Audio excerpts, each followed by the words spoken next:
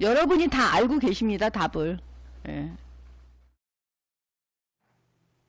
권성동 원내대표는 여러분이 답을 다 알고 계신다. 사퇴해야 한다는 이야기를 저렇게 한 것 같고요. 이준석 대표는 대장의 길을, 대장부의 길을 가야 한다. 왜? 대표이기 때문에 만류하는 거죠, 법적 대응을. 홍준표 대구시장, 지난주에도 여러분께 전해드렸습니다만 한번 볼까요? 절차의 하자도 치유되었고 비상 상황을 의결했고 비대위로 가기 위해서 상임정국위원회 당원 당규 개정 안건 의결했고 내일 전국위원회에서 그렇게 의결한 다음에 비대위원장 의결한다. 그러면 절차의 하자도 치유가 되는 거다. 가처분 신청을 해본들 당원까지 적법하게 개정된 지금 소용없어 보인다. 자중하시고 이준석 대표 후의를 기약하십시오. 더 이상 당을 혼란케 하면 그건 분탕질에 불과합니다.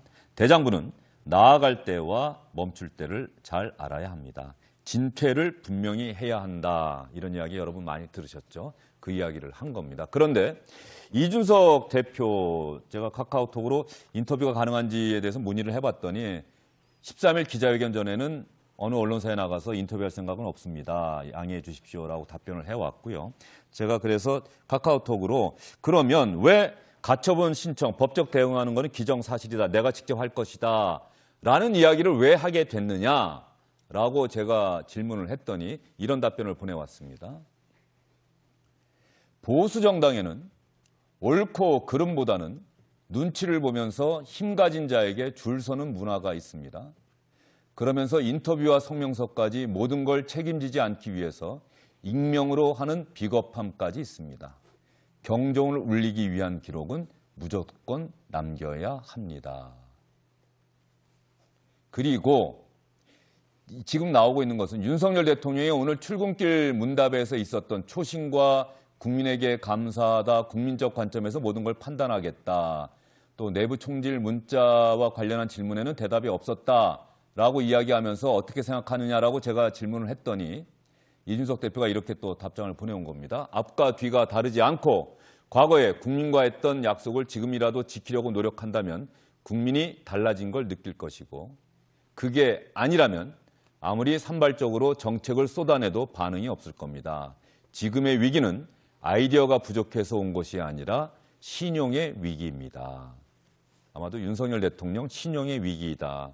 자, 이준석 대표의 두 개의 카카오톡 질문에 대한 대답, 카카오톡을 통한 인터뷰 내용을 여러분께서 보셨는데 말이죠. 우리 김정재 의원 어떻습니까? 익명에 숨는 이 보수 정당의 문화에 경종을 울리기 위해서라도 나는 기록으로 남겨야겠다. 법적 대응할 수밖에 없다고 대답한 부분.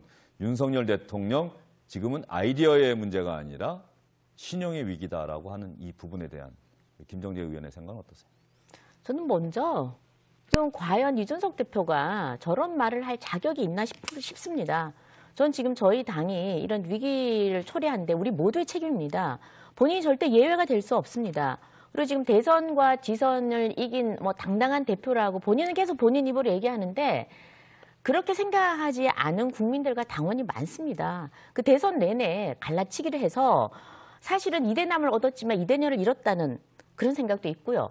우리 보수당이 어떤 국민을 과거의 문재인 정부나 이재명식의 그런 갈라치기하고 팬덤으로 그 생존하는 그런 정당이 되어서는 안 된다고 많은 사람들이 얘기를 했습니다.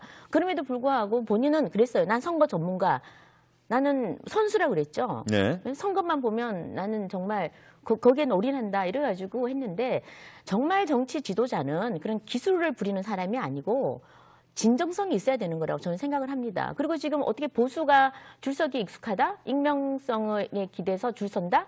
정치 굳이 저 얘기를 한다 그러면요. 보수와 진보가 어디 있겠습니까? 모든 정치인들이 이런 말로부터 자유로운 사람이 과연 있을까요? 스스로에게 돌아보고 스스로에게 저런 말을 해야죠.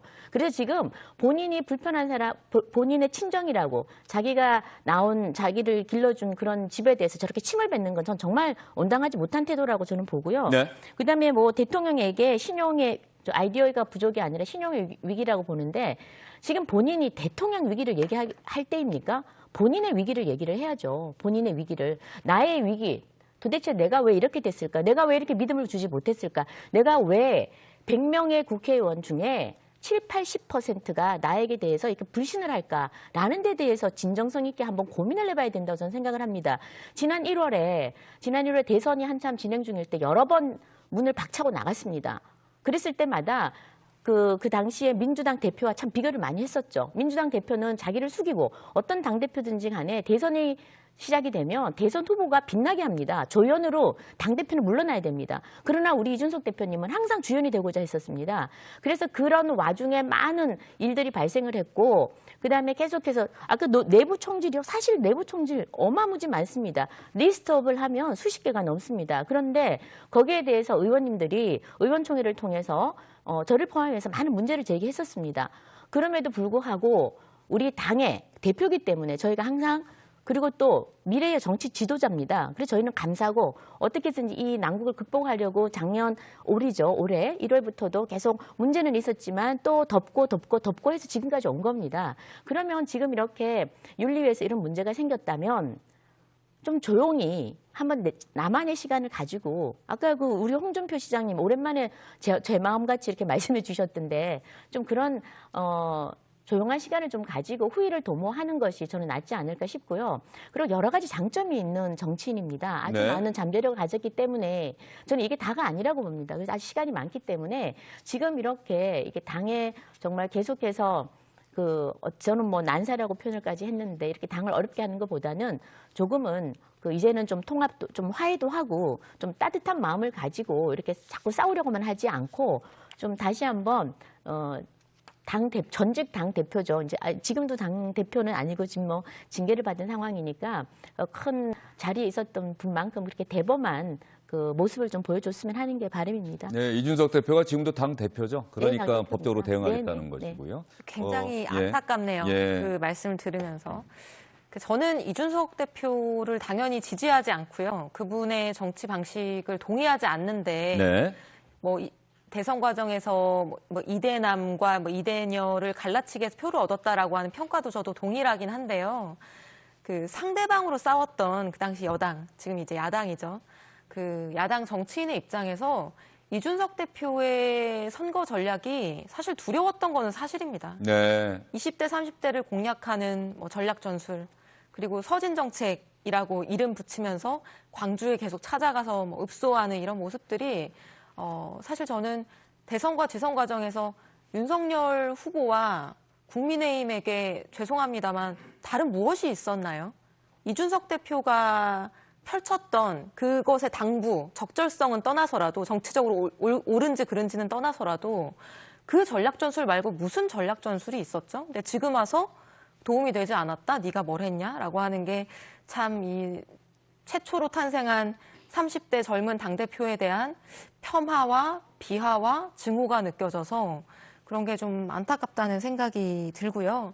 사실은 이제 법적 대응을 안 하면 얻는 게 있고 하면 얻는 게 있겠죠. 네. 근데 만약에 김정재 의원님이나 저나 국회의원인데 4년 임기 중에 절반이 남았는데 법적인 어떤 근거가 불명확한 상태에서 임기 내려놓고 떠나라라고 하면 그거를 수긍하실 수 있을까요? 당대표 임기가 2년이고 1년이 남은 상태에서 몇 주 전, 지난달에 이준석 대표가 앞으로 1년을 어떻게 할 건지에 대한 기자간담회 했던 것이 생각이 났는데 저 같아도 제가 국민으로부터 선출됐는데 임기가 절반이 남은 상태에서 법적으로 명확한 근거도 없이 나를 누군가가 나가라고 한다? 그걸 위해서 모든 사람들이 일사불란하게 움직인다? 저 같아도 그걸 수용하기는 참 어려울 것 같다고 생각이 들고 이게 당원과 국민들의 투표로 선출된 대표잖아요. 그럼 이제 징계 절차에 따라서 직무정지가 된 것은 당연히 그거는 이제 수용해야 되겠죠. 근데 거기에서 더 나아가서 이제 고만하고 유학 가라. 법적 대응하지 말고 참아라. 이렇게 하는 거는 그거를 대표로서 취급할 때 나올 수 있는 표현은 아니라고 보거든요. 지금 국민의힘의 어느 정치인보다도 여론조사를 하면은 차기 당대표 후보로 유력한 1위가 나오는 거 아니겠어요? 어떤 정치인보다도 인지도와 그 보수층에서의 지지율 같은 것들을 높게 지금 보여주고 있는 상황인데 공부를 좀 더 하고 오는 게 좋겠다. 유학 가라. 이게 우리나라의 청년 정치인의 현실이 아닌가 하는 생각이 듭니다. 예, 이소영 의원이 상대당 대표고 동의하지 않는 정치 전략, 노선 그걸 전제하고 이야기를 하셨는데 이준석 대표에 대해서는 사실 두려웠다. 선거 때, 대선 때 보여줬던 그런 선거 전략들이 대단히 두려웠다라고 이야기를 해 주셨어요. 일종의 높게 평가하셨다는 이야기로 들리고요.